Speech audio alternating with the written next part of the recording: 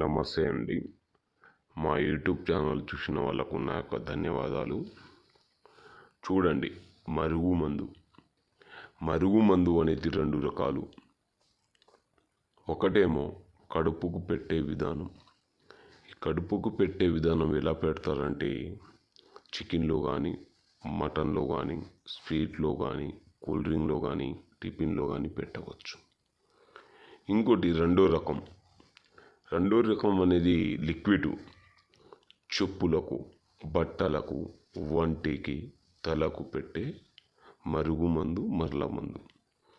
కేవలం మన మాట వినని వాళ్లకు పెట్టవచ్చు.